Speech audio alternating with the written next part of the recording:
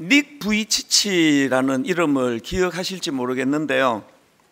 이분은 태어날 때부터 장애를 갖고 태어났는데 양팔과 다리가 없이 그냥 이 몸통, 얼굴과 몸통, 그리고 허벅지 한쪽에 발가락 2개 달린 발이 전부인 채로 그렇게 큰 장애를 가지고 태어난 분인데요. 화면으로 제가 사진을 좀 띄워달라고 부탁을 드렸는데요.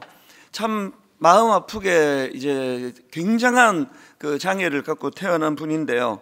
그런데 이 닉 부이치치는 저런 불편한 몸으로 얼마나 우리를 감동시켰는지 모릅니다. 그 높은 다이빙대 위에서 뛰어내리고 스케이트보드를 타고 서핑을 하고 또 드럼을 연주하고 너무나 자기 인생을 즐기고 기뻐하고 도전하고 그렇게 살아가는 겁니다.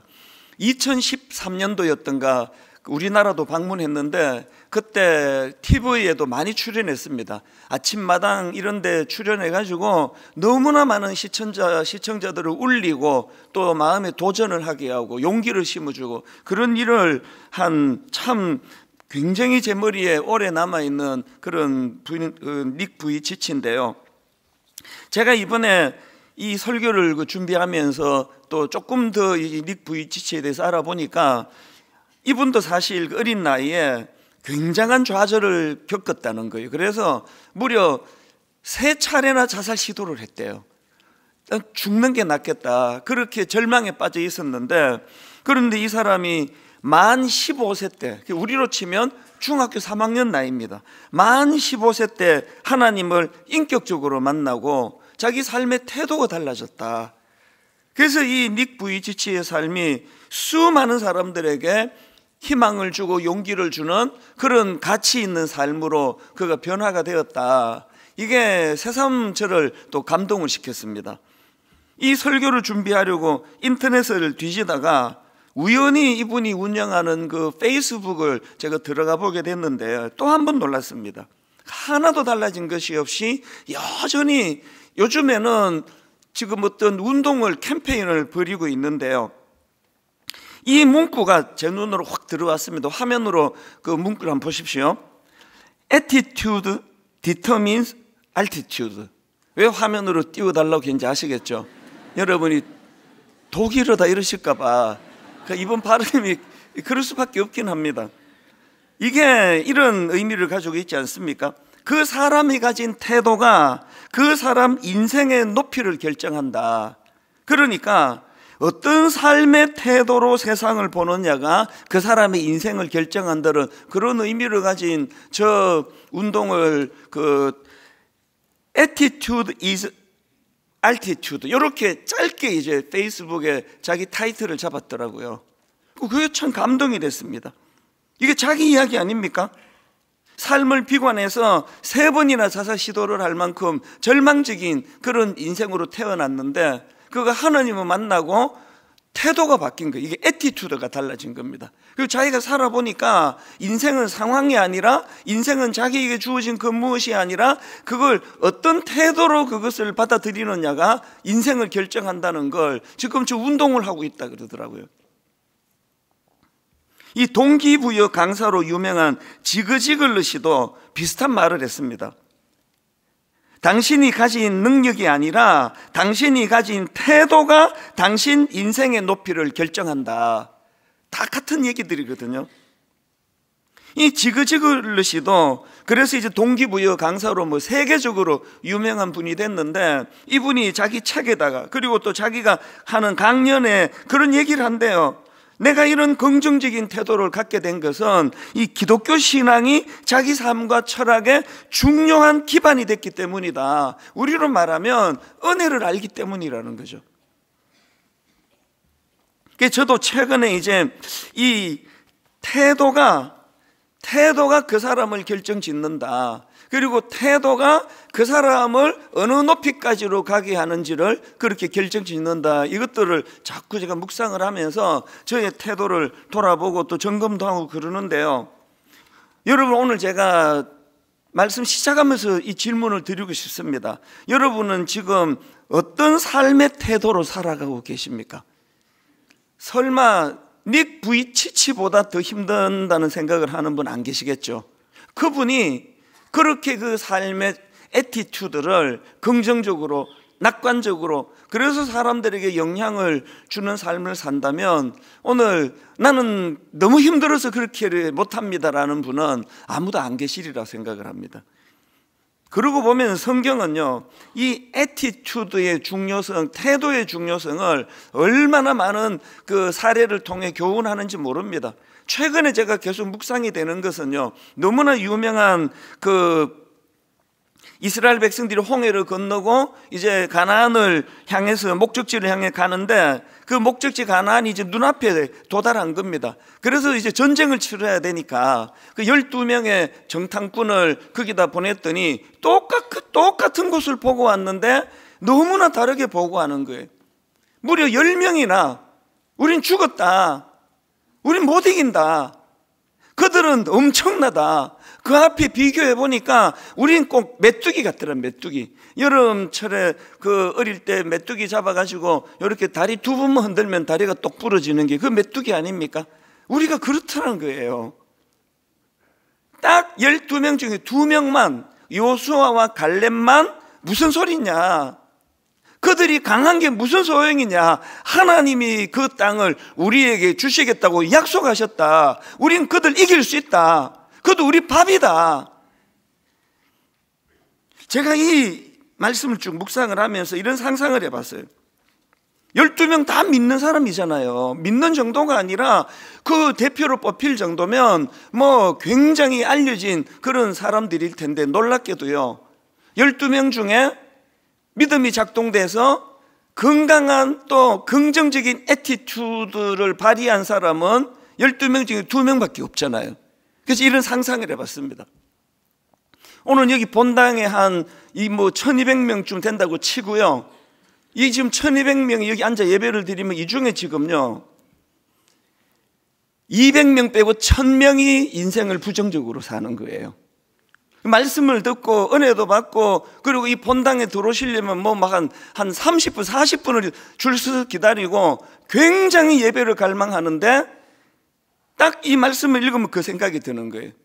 여러분이 지금 어떤 현실적인 문제를 만나고 가정의 어려움을 겪고 또 어떤 도전적인 상황이 주어질 때, 여러분은 그 12명 중에 2명에 속하는 분이라고 생각하십니까? 10명에 속하는 분이라고 생각하십니까? 너무나 안타까운 게, 굉장히 믿음도 좋고 예배도 사모하는데 결정적일 때 믿음이 작동을 하지 않는 거예요. 그렇게 믿음 좋아서 뽑혔을 텐데 너무나 현실의 벽 앞에 부딪혀가지고 하나님의 약속을 다 까먹은 거예요. 그 땅을 너희들이 주겠다 뭐 이런 거 하나도 귀에 들어오지 않고, 우리 죽었다, 우린 메뚜기다, 우린 못 이긴다. 그랬더니요, 백성들의 그 영향을 한번 보세요. 백성들이 어디다 영향을 받느냐 하니까 민수기 14장 1절입니다.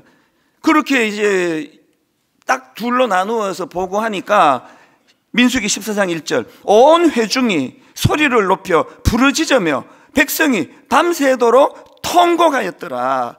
인간은요 항상 부정적인 보고에 더 솔깃한 거 아닙니까? 가짜 뉴스가 그래서 끊임없이 나오는 거 아닙니까? 이제 여러분 우리가요, 이제 뉴스 좀 줄이면 좋겠어요. 끊임없이 뭐 정치는 이게 문제가 저게 문제고, 경제는 이게 문제고 저게 문제고, 이제 제가 예언은 할 수 있는데요, 이제 한 12월 들어가면 또 내년 경제가 먹구름이니 뭐니 또 막 신문을 뒤덮을 거고 뉴스를 뒤덮을 거예요. 제 기억으로 단 한 번도 내년은 진짜 희망 있다는 그런 전망하는 걸 제 기억으로는 들어본 적이 없습니다. 그리고 그게 또 맞고요, 틀린 얘기는 하지 않거든요. 우리가 12명 중에 2명에 속한다면 요수아와 갈렙도 암담한 현실을 자기도 보고 왔는데 왜 그렇게 이야기하느냐고요. 그는 하나님의 약속으로 필터링하니까, 걸러내니까요. 야, 이런 생각을 해보면 참 마음이 아프잖아요. 여기 지금 믿음 좋은 1200명이 예배를 지금 드리고 있는데, 어떤 문제에 부딪히면 1000명이 부정적인 쪽으로 흐른다고 한다면, 그러고 보면 사실 그게 좀 맞는 것 같아요. 교회만큼 시끄러운 데가 없습니다. 교회만큼 원망이 많은 데가 없고요, 교회만큼 불평이 많은 데가 없고요.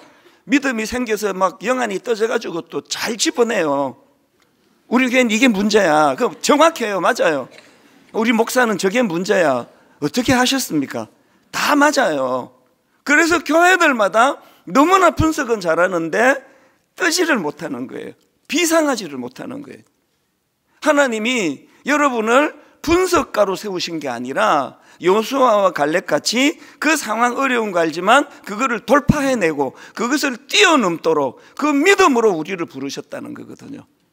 이런 면에서 저는 이 백성들이 통곡하면서 다시 돌아가자, 농사 벽돌 굽고 종살이 하던 그때가 훨씬 나은 것 같다.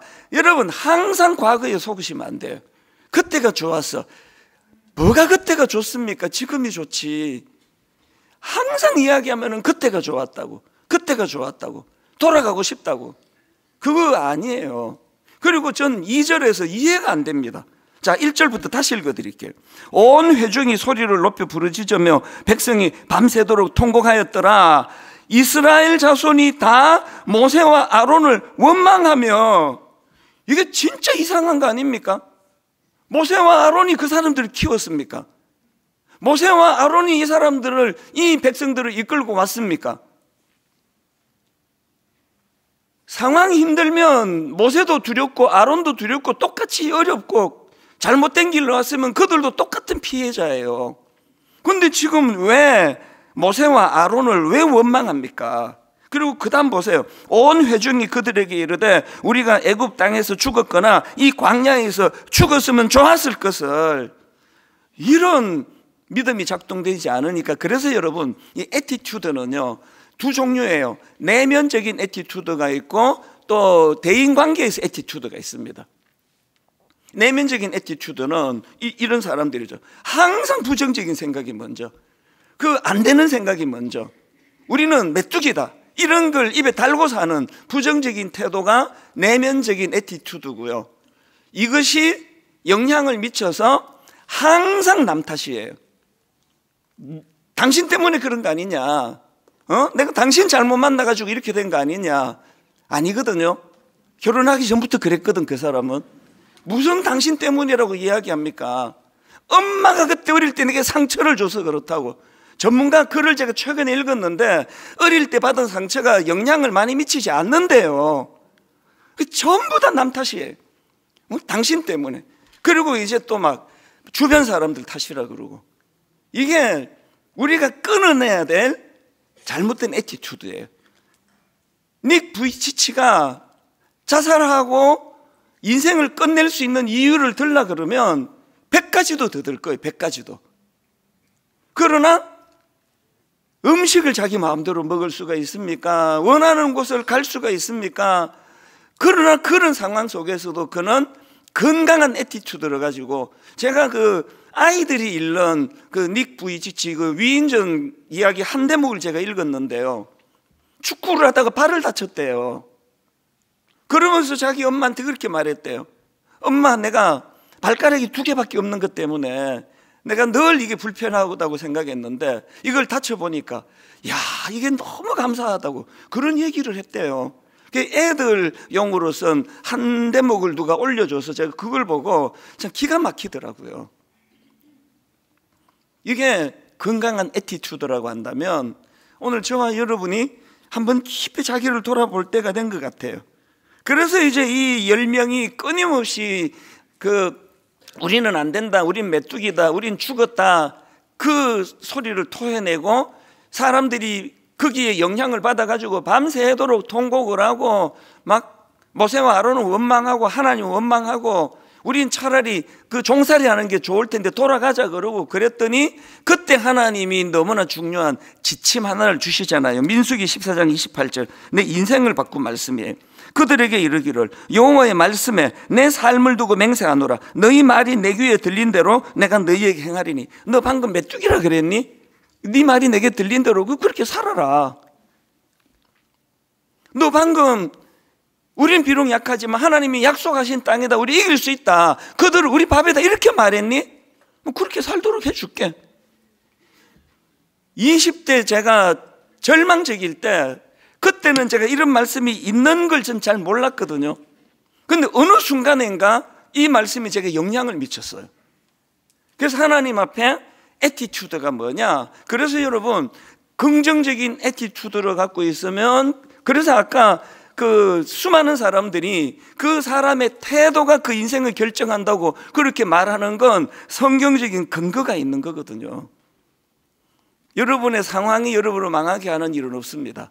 여러분이 그것을 망하는 것으로 그렇게 받아들이고 그걸 끊임없이 말하기 때문에 그렇게 되어가는 거거든요.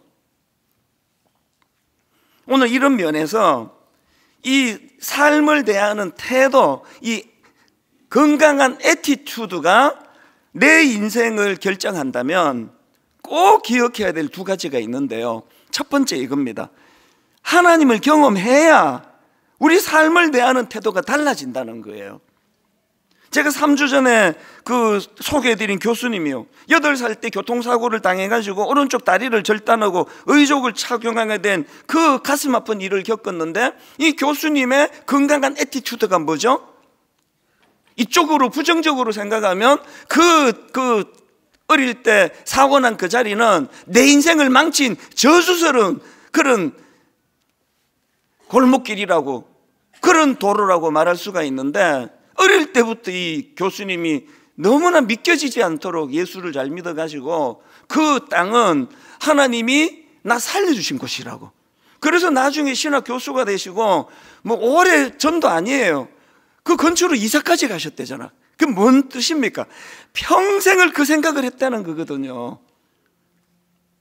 이게 건강한 애티튜드. 그래서 이분은요, 얼마나 많은 그 신학생들한테 존경을 받고, 제가 강의를 가끔씩 들어보면은 밝으세요.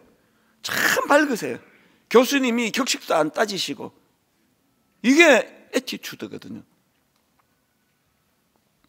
제가 오늘 그 추수감사절을 맞이해서 설교 준비를 하면서 시편 100편을 많이 제가 읽고 묵상을 하는데요, 이 시편 100편을 묵상하고 읽다가 보니까 이게 딱 두 파트로 나누어져 있습니다. 전반부와 후반부로 나누어져 있는데 이 전반부와 후반부의 구조가 똑같아요. 자, 한번 보십시오. 먼저 시편 100편 1절 2절입니다. 온 땅이여 여호와께 즐거운 찬송을 부를지어다. 기쁨으로 여호와를 섬기며 노래하면서 그의 앞에 나아갈지어다. 이렇게 기쁨으로 하나님을 찬양할 것을 강조하고는요, 그리고 이제 3절에서 왜 그래야 되는지에 대해서 설명하는 게 나옵니다. 3절입니다. 왜 우리가 기쁨으로 찬양해야 되느냐? 여호와가 우리 하나님이신 줄 너희는 알지어다. 그는 우리를 지으시니요 우리는 그의 것이요 그의 백성이요 그의 기르시는 양이로다. 후반부의 구조도 똑같아요. 먼저 4절에서 이렇게 권면합니다. 감사함으로 그의 문에 들어가며 찬송함으로 그의 궁중에 들어가서 그에게 감사하며 그의 이름을 송축할지어다. 저는 이 말씀을 묵상 점검해 봤죠. 제가 하루 일과를 마치고 현관문을 열고 들어갈 때 내가 이렇게 하고 있나? 감사함으로 그의 문으로 들어가고 찬송함으로 그의 궁정에 들어가고. 그래서 제가 아침에, 저는 또 목회자가 좋은 게 직장이 교회잖아요. 제가 드림센터를 향해 아침에 들어가면서 내가 이 감사로 들어가고 있나? 여러분 어떠세요? 하루 일과를 마치고 현관문을 열고 들어가면서 참 이 하루 힘들고 어려웠는데 내가 이렇게 안식할 수 있는 집이 있어서 그 힘든 일이 계속되지 않고 내가 평안을 홈 스윗 홈 그 집으로 갈 수 있어서 현관문을 열고 들어가면서 감사하세요? 의식적으로 하라는 거예요. 여기서 그걸 의도적으로 하라는 거예요.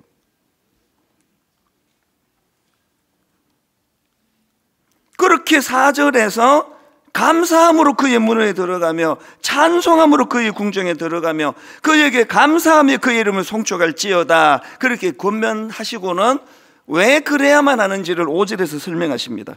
왜 그래야 되느냐? 여호와는 선하시니 그의 인자하심이 영원하고 그의 성실하심이 대대에 이르리로다. 오늘 막 장사가 잘 돼가지고 막 기분이 좋아가지고 막 매상이 올라가지고 막 현관문 열고 들어가면서 막 소리를 지르면서 감사할 수도 있는데요, 그런데 오늘 여기 보니까 더 근원적인 이유로 여호와가 선하시기 때문에, 저는 목사기 때문에 그런 점은 참 좋은 것 같아요. 저는 매일이 감격이에요. 이 나 같은 거 하나님께서 어떻게 자격도 없는데 십자가 은혜로 목사로 세우시고, 나 같은 거 아직도 내가 쫓겨나지 않고 이렇게 목회할 수 있는 건 제가 선해서가 아니라 허물을 덮어주시는 그분의 선하심 때문이에요. 가끔씩 제가 그런 악몽을 꾸거든요. 막 분쟁이 있는 교회에 이제 두 편으로 나누어서 막 머리 터지게 싸우고 하면서 이제 담임 목사가 설교하러 나오면은 막 끌어내리고 막 이래가지고 저는 막 악몽을 꾸어요. 진짜 아주 가끔씩, 자주는 아닌데. 설교하러 왔는데 막 끌어내리고 이러면 막 얼마나 제가 힘들겠습니까? 아침에 일부 예배 드리면서 제가 너무 기쁘더라고요. 아무도 날 안 끌어내려가지고. 이 보통 일입니까? 이 나오는데 막 자격도 없는 목사가 막 저를 막 끌어내리고 이러면 그럼 제가 뭐 그 설교를 하겠냐고요. 야, 개척한 지 지금 22년이 지났도록 한 번도 그런 일이 없었어요. 갑자기 그랬어야 되는데 이런 생각은 또 없으시잖아요. 저는 이게 감사해요. 그리고 매 설교할 때 제가 감사한 게 뭔지 아십니까? 저희 아버지는 목사님이셨는데 말을 더듬으셨어. 새벽 5시부터 정말 설교만을 위해서 말 더듬지 않도록 기도하셔가지고 11시 예배까지 기도를 하셔야 마음이 평안해져야 말을 덜 더듬으시는데, 저는 오늘 새벽에도 설교 더듬느라고 뭐 기도 그렇게 많이 안 했거든요. 근데 지금 제가 말을 안 더듬잖아요. 이게 얼마나 감사한지 몰라요. 순간순간 감사해요. 여러분 제가 오늘도 성도들을 다 뒤집어 놓는 설교를 해달라 그런 기도 해본 적이 없습니다. 그것 때문에 감사하지도 않아요. 지금 우리 아버지가 인생을 걸고 이 말 더듬으시는 설교 하지 않도록 거기다가 목숨을 거셨는데, 저는 지금 말도 안 더듬고 설교하잖아요. 설교를 끝나고 내려갈 때 이게 기쁨을 줄 때가 있어요. 뭘 더 바라겠냐고요, 제가. 오늘 여러분이 일상생활 가운데 현관문을 열고 들어갈 때 참 감사를 하는 것도 중요하지만 그 내용이 더 중요해요. 조건적인 거. 월급이 올라서, 오늘 기분 좋은 일이 있어서, 오늘 내가 매상이 올라서, 우리 아들이 오늘 그 점수 잘 받아와서. 그런데 그 조건 없이 하나님의 선하심 때문에 내가 오늘도 참 이 가정이 유지되고 있는 거구나. 하나님의 선하심 때문에 내가 쫓겨나지도 않고 끌어내리는 사람도 없고 이렇게 제가 목표를 하고 있는 거구나. 그 감사로 살아간다고 하면은요, 우리 삶의 기쁨이 얼마나 배가가 되겠습니까? 성경이 그걸 우리에게 권하고 있다는 거예요. 그런데 여기서 한 가지요. 자, 시편 100편 1절 2절을 보십시오. 온 땅이여 여호와께 즐거운 찬송을 부를지어다. 기쁨으로 여호와를 섬기며 노래하면서 그의 앞에 나아갈지어다. 그리고 그 일이 가능하도록 3절입니다. 여호와가 우리 하나님이신 줄 너희는 알지어다 그랬어요. 이게 우리가 기뻐하고 감사할 수 있는 조건이에요. 언제 우리가 그분을 기뻐하며 찬양한다고요? 여호와가 우리 하나님이신 줄 너희는 알지어다. 근데 여기 나와 있는 알지어다, 이게 히브리어로 야다예요. 야다, 안다. 이 야다는요, 제가 지금 여러분에게 설명을 해드리고 여러분이 알게 된 거, 이것도 야다지만, 그러나 야다의 뜻은 그것으로 끝나지 않아요. 이론적으로 아는, 이 지식적으로 아는 것만이 아니라 체험적으로 아는 거, 이게 야다예요. 하나님을 어릴 때부터 모태신앙이라 가지고 설교 많이 들어서 아는 거 하고요, 철이 들어가면서 하나님이 내 삶에 개입해 주시는 거죠. 은혜를 내가 아는 거죠. 이 알아가는 거, 이게 야다예요. 누가 하나님을 찬양할 수 있다고요? 하나님을 야다하는 자예요. 부부는요, 그 신혼 때는 그거 좋아가지고 맨날 전화하고 또 10분 뒤에 또 전화하고 그거 우리는 안 해봤습니까? 그게 피곤해요. 그거 어디 가면 또 전화하고 또 막 보고 싶고 이러는데요, 저희처럼 한 30몇 년 살면 너무 좋아요. 안 보고 싶어요. 불편 안 해요. 미국에 코스타 집회 같은데 2주 있을 동안에 전화를 한 번도 안 한 적도 있어요. 또 그쪽도 기다리지도 않아요. 왜 자꾸 전화하느냐고 그렇게 라고 말한 적은 없어도 그냥 그렇게 반갑게 받지는 않아요. 그런데요, 우리 집에서 노래를 불러요. 신혼 때보다 지금이 더 좋다고. 정말 저는 신혼 때보다 지금이 더 좋아요.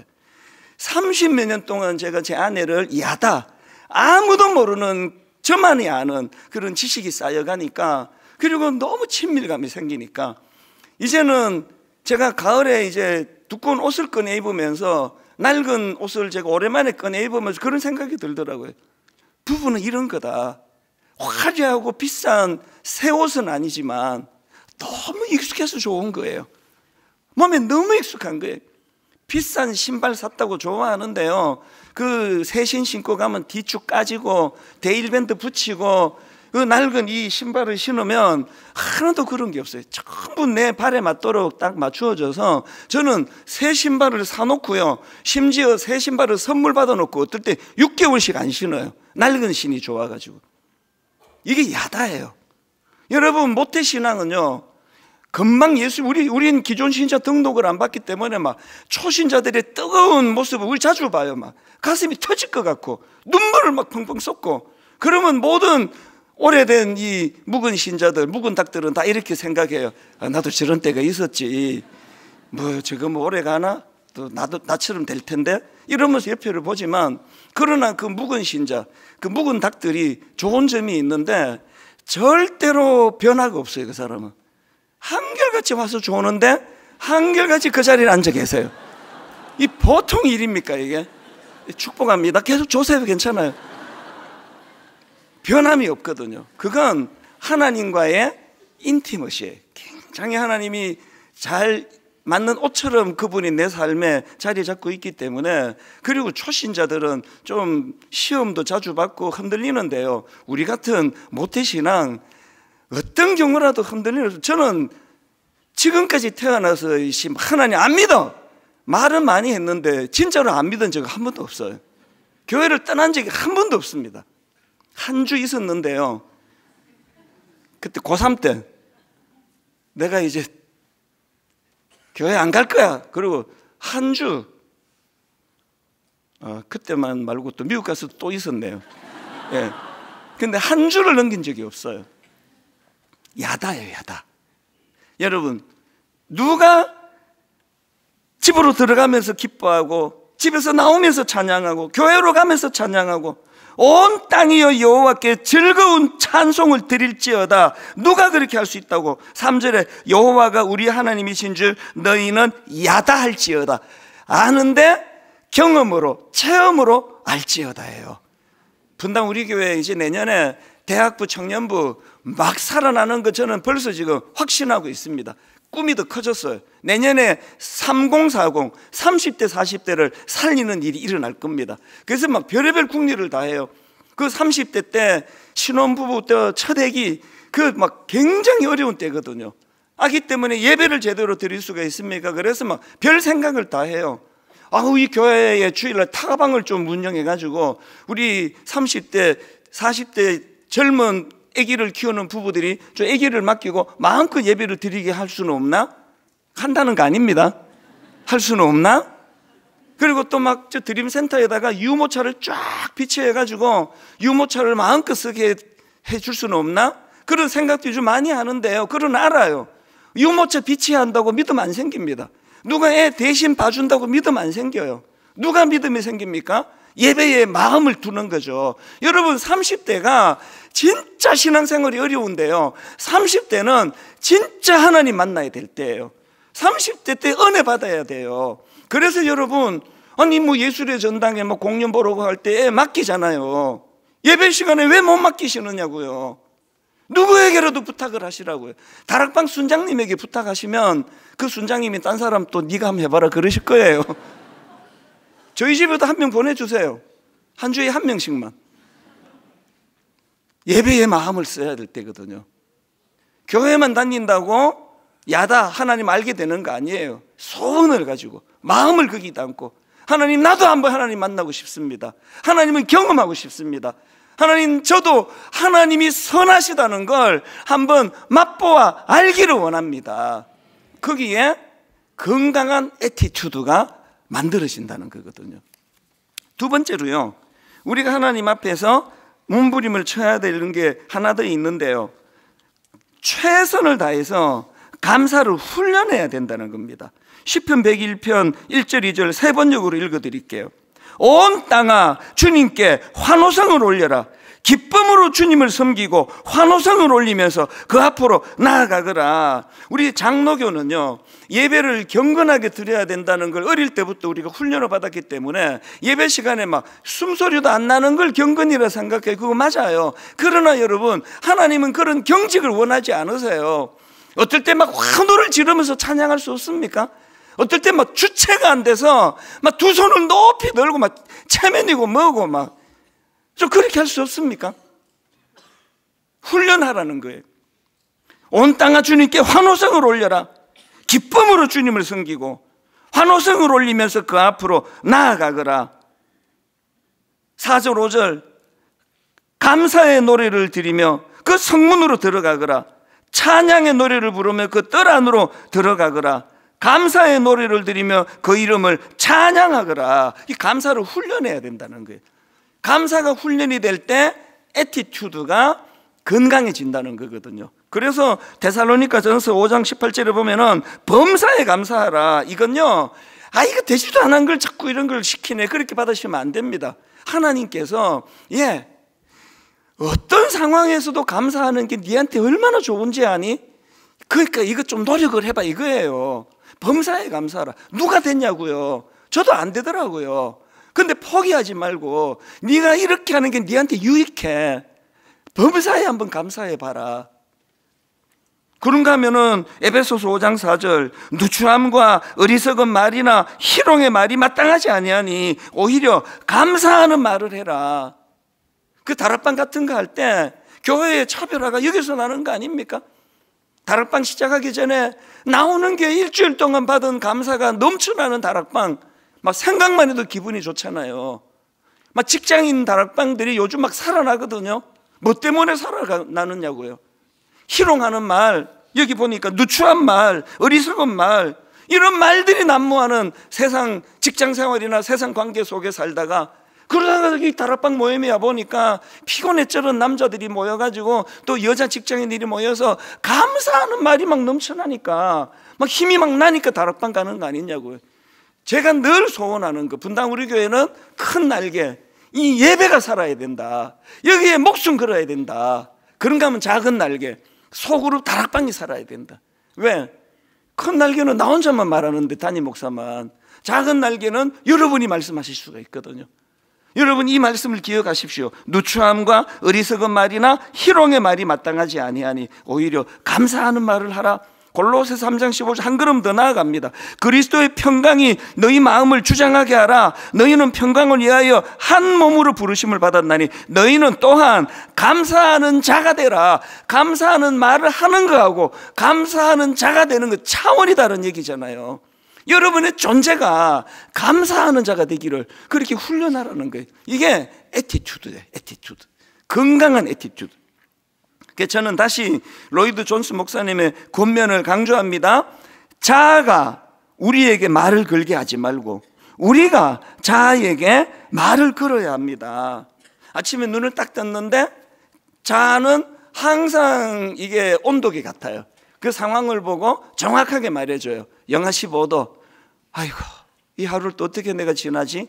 그게 자아예요. 그런데 로이드 존스 목사님이 권면하시기를 자아가 우리에게 말을 걸게 하지 말고 우리가 자아에게 말을 거는 거죠.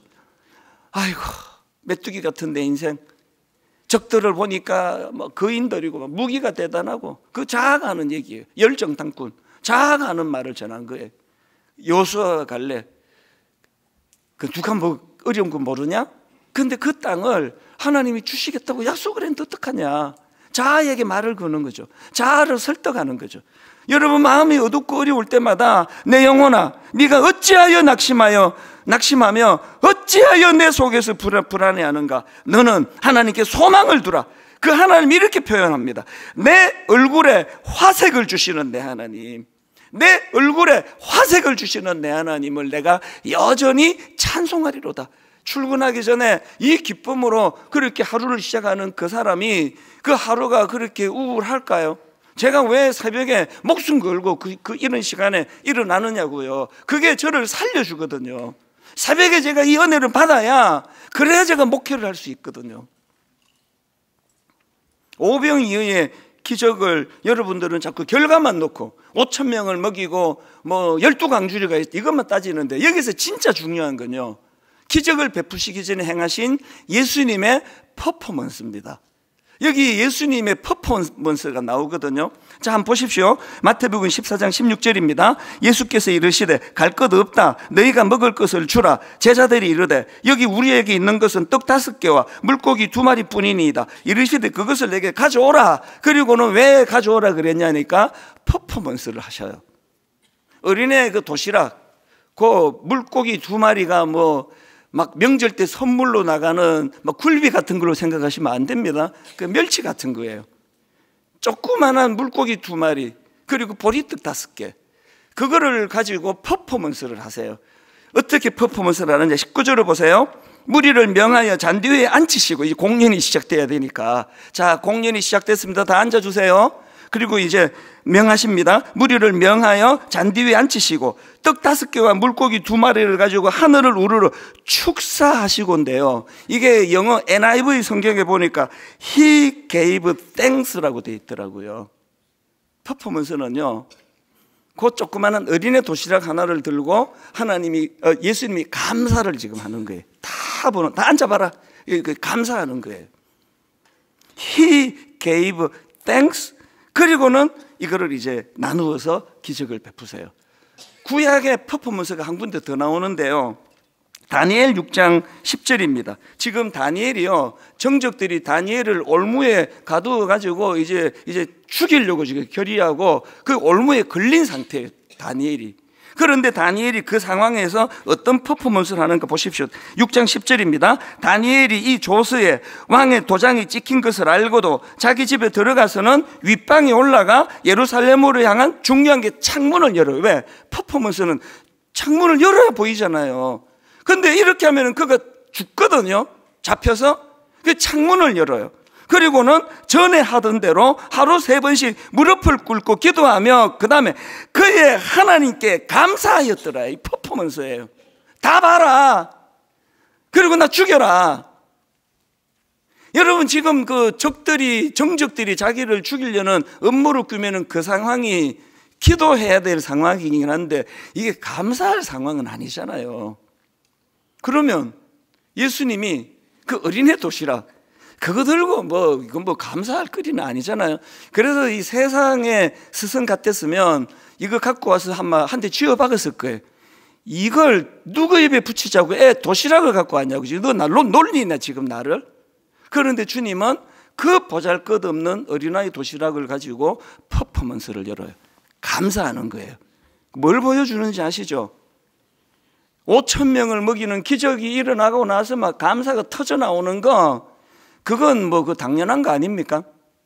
어린애 도시락을 들고 여러분 영적인 상상력이 동원이 되고 어린아이 도시락을 들고 하나님이 일하실 것을 감사해 본 적이 있으세요? 그리고 그 결과가 어떻게 나는지를 맛보신 분 계세요? 그게 야다예요.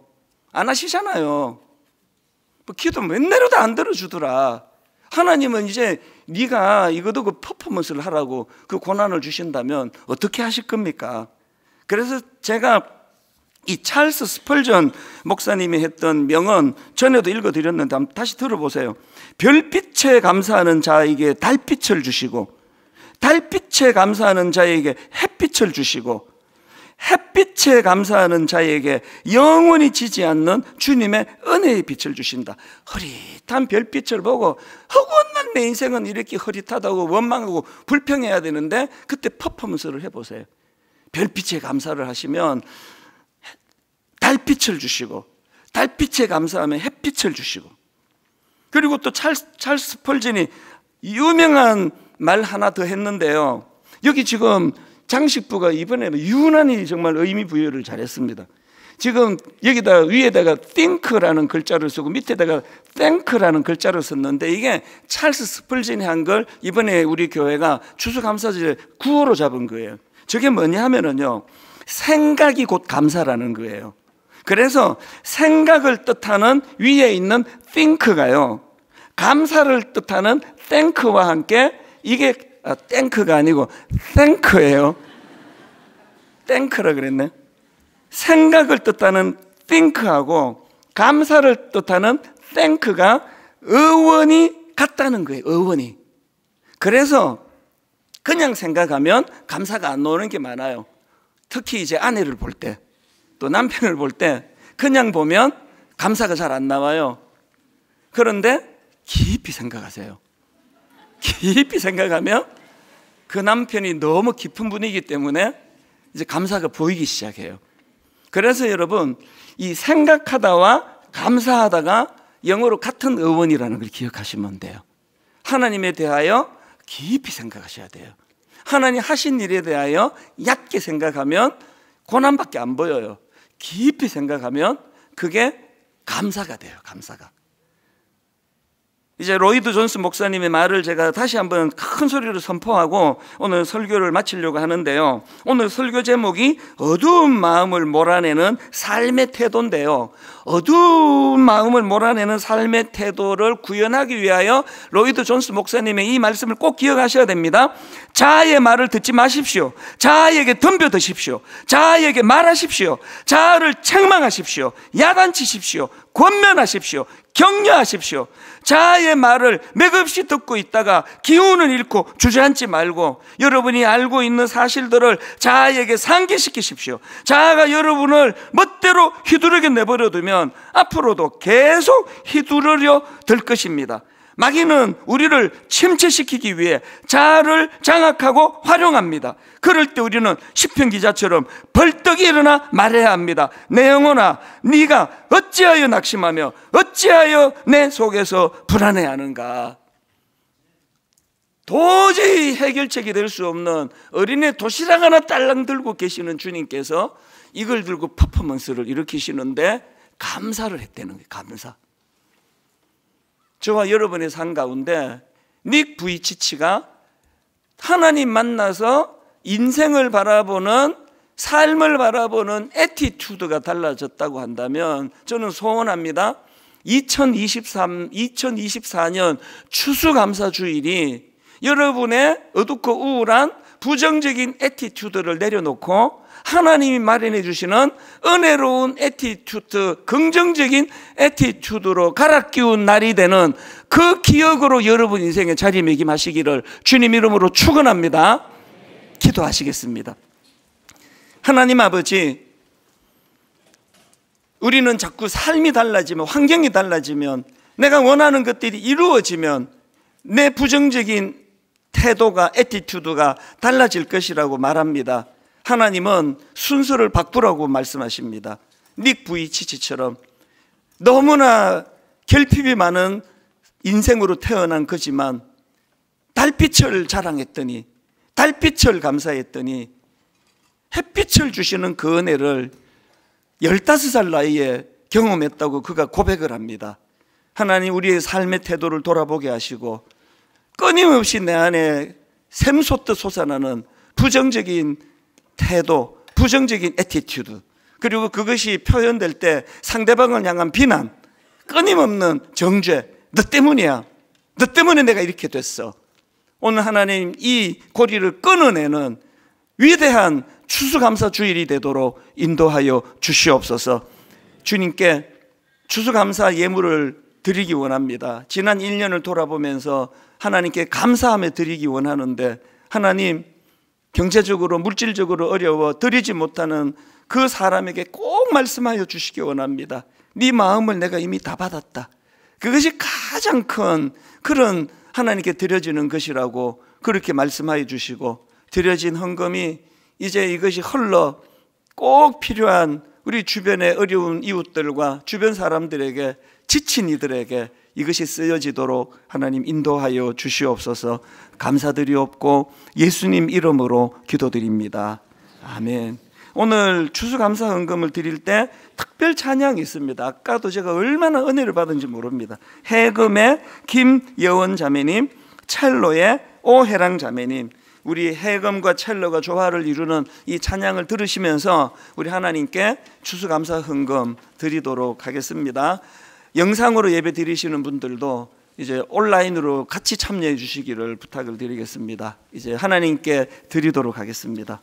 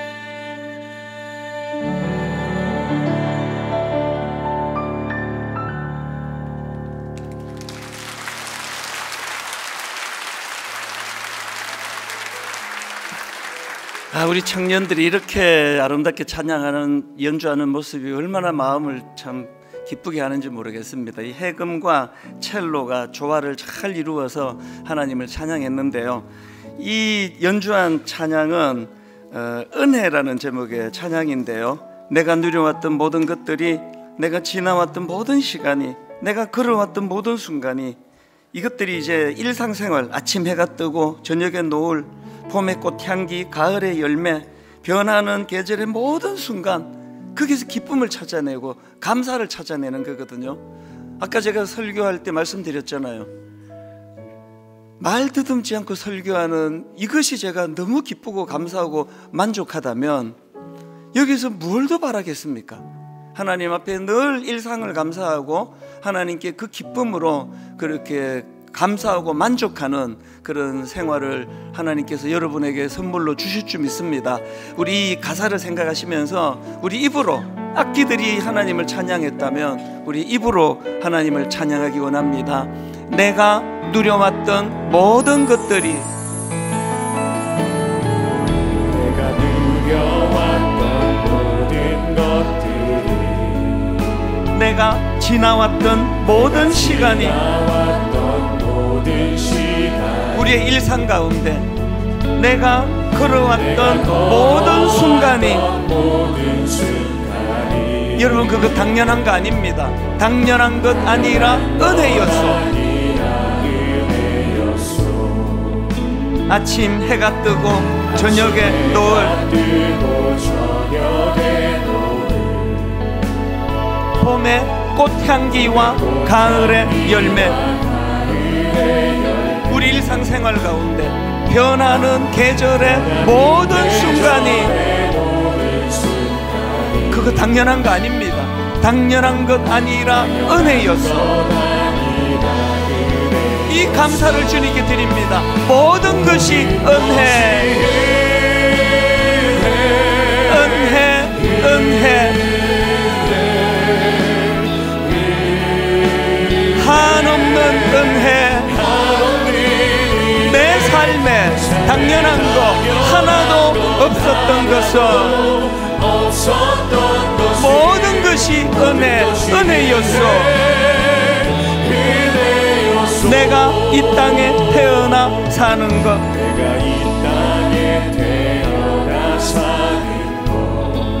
어린아이 시절과 지금까지 너무나 평범한 삶, 숨을 쉬며 살며 꿈을 꾸는 삶, 그거 당연한 거 아닙니다. 당연한 것 아니라 은혜였소. 내가 하나님의 자녀로 살며 바로 이 순간, 오늘 찬양하고 예배하는 삶, 복음을 전할 수 있는 축복이, 그거 당연한 거 아닙니다. 당연한 것 아니라 은혜였소. 이 감격을 찬양으로 담아드립니다. 모든 것이 은혜, 은혜, 은혜,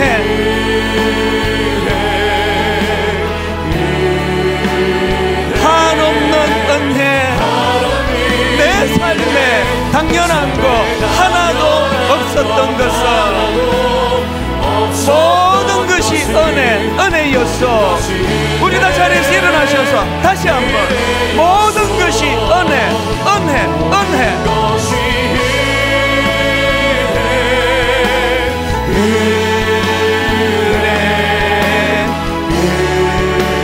한없는 은혜.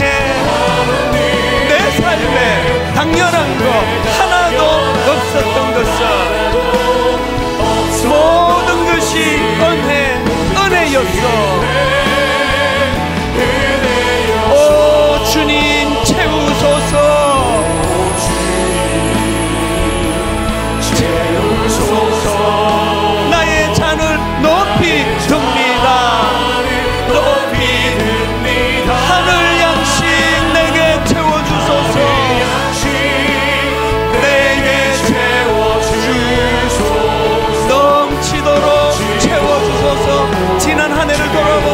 간절히 기도합니다. 오 주님 채우소서.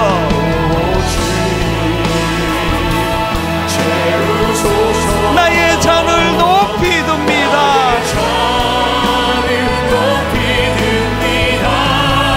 하늘 양식 내게 채워주소서. 내게 채워주소서. 넘치도록 채워주소서. 하나님 아버지, 닉 부이치치라는 인물을 보면서 15살 그 어린 나이에 그가 하나님을 만나고부터 3차례나 시도했던 자살 충동, 그 부정적인 애티튜드가 다 사라지고 자기 삶을 얼마나 기뻐하는지, 자기 삶을 얼마나 누리는지, 자기 삶을 너무나 감사하면서 그렇게 사람들에게 선한 영향력을 미치는 모습을 보며, 하나님, 저희들 삶 가운데도 오늘 예배 가운데 어둡고 부정적인 애티튜드를 물러나도록 도와주시고, 하나님이 새롭게 장착해 주시는 은혜로운 긍정적인 애티튜드로 장착하는 날이 되게 하여 주시옵소서. 하나님, 내 인생이 빈장 같습니다. 결핍이 많습니다. 그런데 하나님, 내 인생이 결핍이 많은 빈장 같기 때문에 거기에 채워주시는 하나님의 은혜의 크기도 더 커지는 줄로 믿습니다. 하나님께 은혜를 구하며 그저 작은 일상의 소박한 것에 감사하고 기뻐하고 말 더듬지 않고 설교할 수 있는 것을 감사한다면 무엇을 감사하지 못하겠습니까? 저희들 안에 이런 감사가 회복이 되도록 도와주시고 그것이 우리 자녀들에게 흘러가도록 인도해 주셔서 저희들 삶 가운데 풍성한 감사의 은혜가 넘쳐나는 그런 애티튜드로 장착시켜 주시옵소서. 이번 한 주간 오늘 주신 이 예배의 기쁨이, 예배의 감격이 한 주간을 견인하는 그 은혜의 그 기쁨도 맛보는 한 주가 되도록 인도하여 주시옵소서.